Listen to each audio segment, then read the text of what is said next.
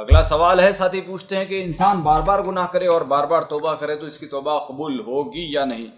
اور یہ آیت کی بھی تشریح کر دیں اس میں ساتھ میں، جیسے کہ ساتھی نے آیت بھیجی ان الذین آمنوا ثم کفروا ثم آمنوا ثم کفروا ثم ازدادوا کفرا۔ دیکھیے، پہلی چیز تو ہمیشہ اس چیز کو ذہن میں رکھنا چاہیے کہ دیکھیں کہ یہ آیت کن لوگوں کے بارے میں یا کس قسم کے حالات کے بارے میں نازل ہوئی۔ اگر کوئی آیت منافقین کے بارے میں یا یہود کے بارے میں نازل ہوئی ہے تو اسے گنہگار مسلمانوں کے اوپر فٹ نہیں کیا جائے گا۔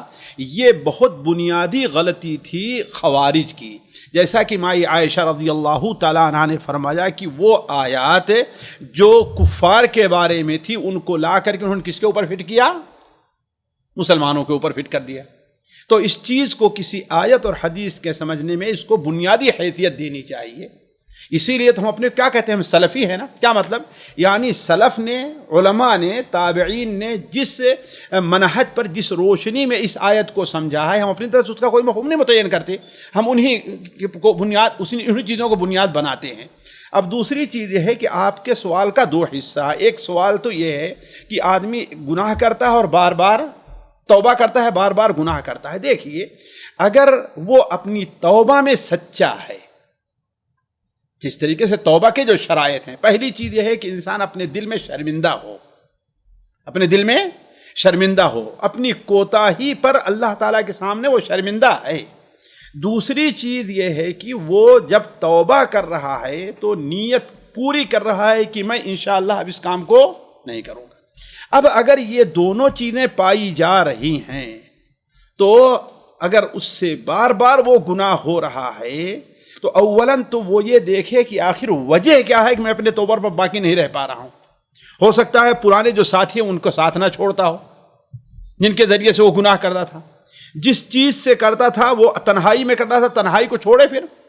لیکن علی کل حال یہ دونوں چیزیں ہیں، یعنی وہ دل میں شرمندہ بھی ہے اور اس کی سچی نیت بھی ہے کہ ارادہ بھی ہے، تو اس کی توبہ اللہ تعالیٰ کے نزدیک قبول ہے۔ یہ اللہ اور بندے کے درمیان کا معاملہ ہے۔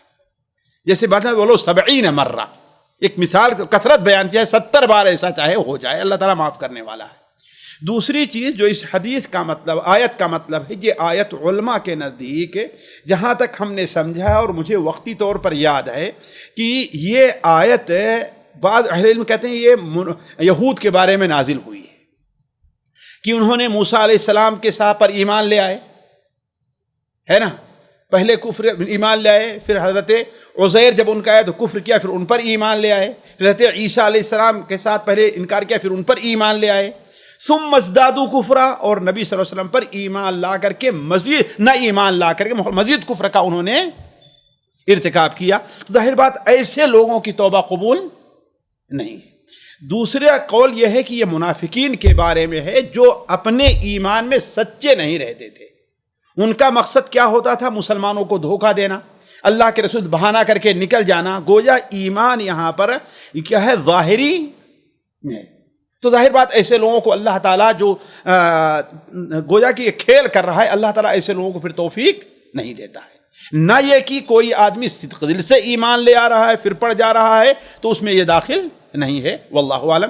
اور اس کی دلیل یہ بھی ہے کہ اللہ تعالیٰ اولاً اس کے فوراً بعد سے دیکھیے منافقین کا ذکر شروع ہو رہا ہے اسی آیت میں، اسی صورت میں، اور خود سورہ منافقون میں جہاں پر اس کا ذکر ہے ذالک بانہم آمنوا ثم کفروا فطبع علی قلوبہم فہم لا یفقہون، تو گویا ایمان ان کا کیا تھا؟ حقیقی نہیں تھا، ایمان ان کا کیا تھا؟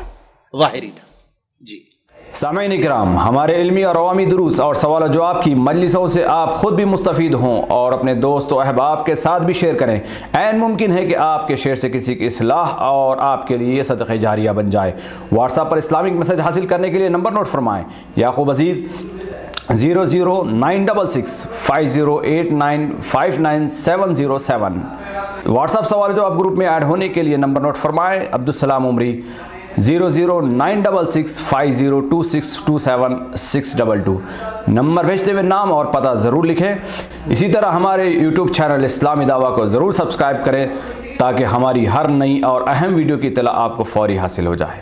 تمام دروس، مقالات اور سوال و جواب سیریز کے لیے ہماری مشہور ویب سائٹ www.islamidawah.com کا مشاہدہ کرتے رہیں۔ السلام علیکم ورحمۃ اللہ وبرکاتہ۔